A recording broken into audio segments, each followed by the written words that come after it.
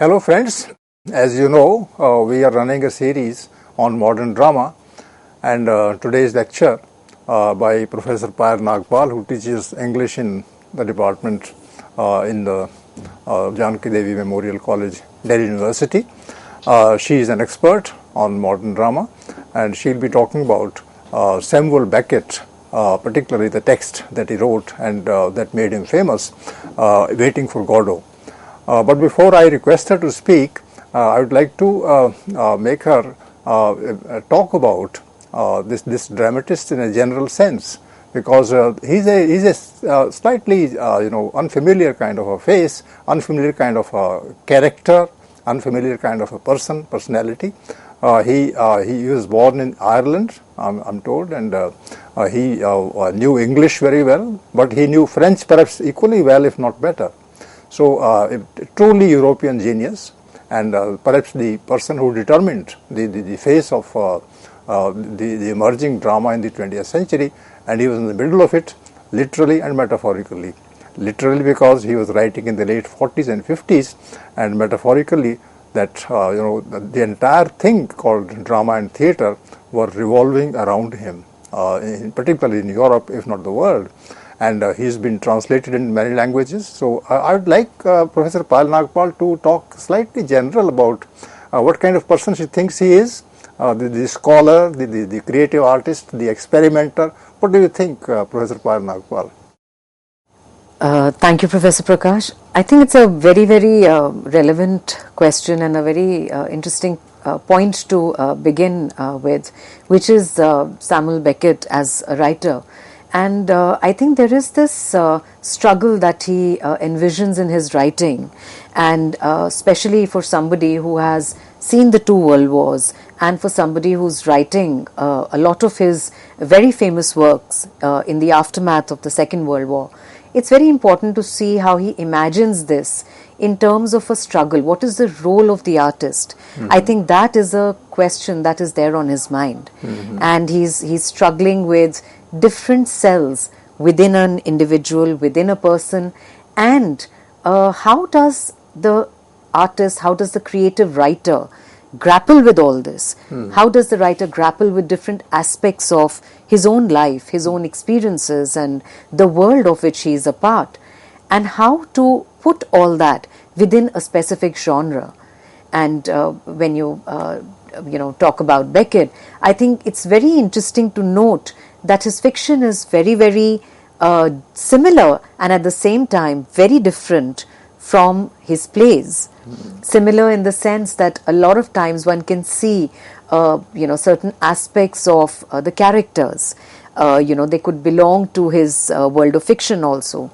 But the styles are very different, where he practices a lot of brevity in his plays. In fiction, the sentences run into many pages, and it's very, very difficult to get round to the narrative and to understand exactly what he's really talking about. Whereas in drama, it's very different.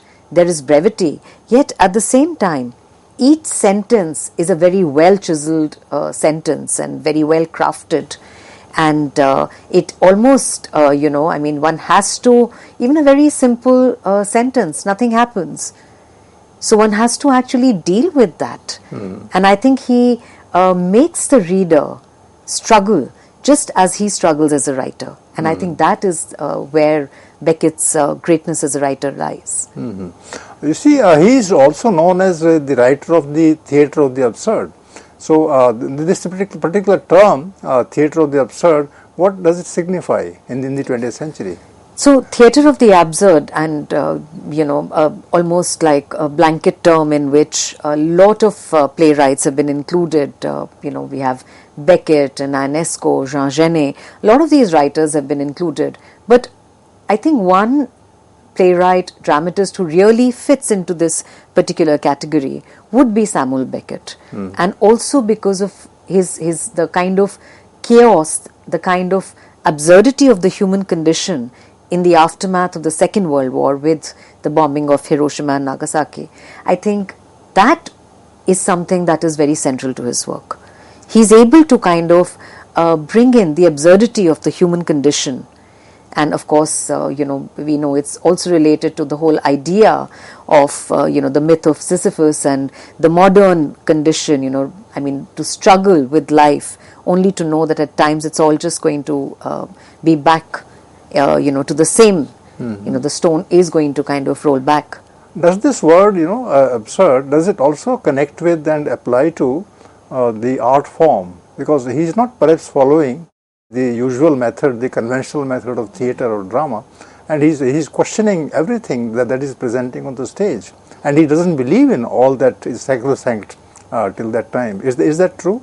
Yes, and one of the things that, as I've just mentioned, is brevity. The other is characterization. The fact that if today, for instance, we're talking about Waiting for Godot, if one has to give a little summary, a synopsis of the play, it's practically impossible to do so. Because, in that sense, it doesn't have a plot that is going to develop. It is a play that focuses on stasis. It is a play that looks at the human predicament in terms of the stasis and raises questions about it. Like nothing happens. Nothing happens. The question that you asked, if nothing happens, then what does one write nobody about? Comes, nobody goes, it's awful. And nothing happens is what the play begins with. Yes. So it's and I think just right in that very first sentence, he's actually spelled it out. And it's something that one sees in his other plays also. Plays like Endgame and Happy Days and so on. One can see this kind of absurdity that is brought out. And he's so true about the conditions in the 20th century. In the 20th century, yes, world wars happen, but nothing happens. But nothing happens. And also this whole idea of Western philosophy, this whole idea of progress and development, where we continue to think that, we're moving ahead, we're moving forward, whereas somewhere I think Beckett is asking us to think, have we really moved forward or have we actually come back to the same place? It might not be the same place, but it's another form of the stasis. If you look at the movement in Waiting for Godot from Act 1 to Act 2, then it's almost as if, the one can contend and say that maybe the space changed, if at all we go by that argument. But then it's another form of the stasis. So we're back to that condition in a sense. And this very strange title called Waiting for Godot. Yes. So I was thinking about that also. So yes, of course, it's been hugely contended, and a lot of people have given different interpretations. But I think the best way to understand the title is to focus on the process of waiting. And I think that is where the crux of the play lies, rather than unpacking the term Godot. Godot could be anything. So, but more than that, I think what Beckett is giving us is, an understanding of, the human condition as a process of waiting. Which means waiting is important. Waiting is important. It's the process that is important. And it's so boring otherwise. Waiting is not easy. Yes. You are stuck to one place and you are waiting for somebody, and till the person appears, you just don't know what to do. Yes. And this is, of course, there is an idea that probably Beckett's own life, especially, with the German invasion of, Paris. So at that point of time, when he joined a resistance group and he stayed in a small village called Roussillon. So over there, the whole idea of waiting, of getting a message from other people, it's probably that, and the depression that kind of, came along with that. It's all that probably gave Beckett, the germ of this play. And there is conjecture that, it's probably related to this aspect of his life, where he really experienced this process of waiting, the darkness and the loneliness, something that he's bringing out so beautifully actually in Waiting for Godot. So that made him wait. That made him write about this act of waiting. This act of waiting. And it's an act. Waiting also is an act. Yes. So in a sense, the doing part of it, the verb part of it, if you look at it, is waiting here. Is waiting. And that is central to Yes. 20th century existence. That is central to 20th century existence, and that is where the absurdity of the human condition, that you continue to wait, but you don't know if Godot, and whatever Godot be, is actually going to come, and you're actually going to reach the finale. Can there be drama in such a thing called waiting? Well, I think a play like Waiting for Godot makes use of very stark sets, but I think it is packed with drama. Oh. It is absolutely packed with drama. Drama not in the conventional sense of, a melodrama on stage, no. But drama in the sense of today, for instance, and, going back to this play yet again, I realize that today we talk a lot about, for instance, physical theatre and the use of the body. Now, a play like Waiting for Godot cannot be done without physical theatre, without the use of the body. So I think that is, in a sense, Beckett can be, it goes to his credit that if we talk about physical theatre, it's all there in his plays. It's based on that. Does it mean that when you are using the body, when the characters are using the body on the stage, then they replace language with body? They talk with body? Yes. Is that true? Yes. At times, a lot of the message, a lot of, I think in a play like Waiting for Godot, for instance, a lot of the helplessness and the loneliness will be conveyed by the body. And that, and looking at the play from this perspective, I thought that this was really very central to Waiting for Godot.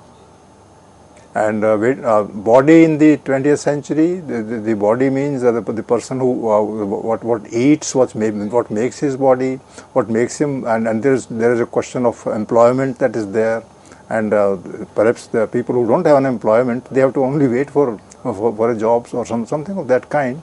And there are people who are tramps, as you would be telling. What is a tramp, by the way?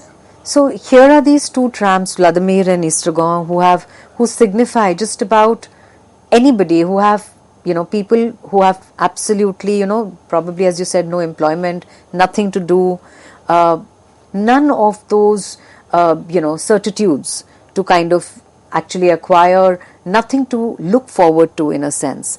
But what they do have is their existence. Now, what do they do with this existence? And the tramp, in that sense, signifies this. It's very interesting because in the second act, he says that the tramps are wearing these bowler hats. So he's also kind of, in a sense, bringing in the comic, and it's very, very dark in that sense, and kind of giving them a new role, really, as one moves from Act 1 to Act 2 to perform. In India, there is a word for tramp, and that word is loafer. The person who is just looking for a loaf, looking for bread and not getting it. So is that somewhere near the idea of the tramp? Yes, but more than that, I think they probably don't even know what to look for. I think looking for something, as you said in the word loafer, would be something, would give a sense of certainty. Here, even that is not there. And the carrots and the turnip and the radish, it's all, everything is mixed up. One doesn't know what one wants. What one wants at one moment is not what one wants in the next one. And a carrot can be picked up from the roadside, put into the pocket, yes, and they can chew it whenever they want. They want. That makes it a tramp. Yes. So they have no possession, they have no job, no place to go to, and they come and just appear in front of the audience. And which is why I think the starkness of the stage is very important, very significant here. So how will you present the idea of the absurd for the benefit of the scholar, and the kind of thesis you build around this in this part of the lecture? So I'll just give a very, very brief overview of Beckett's life, and just to highlight some aspects of his life, and from there move on to certain aspects of Waiting for Godot. Yes. So he was born in 1906, as mentioned. He was born, in a place called Foxrock near Dublin, and belonged to a Protestant Irish middle-class family. His father being a quantity surveyor.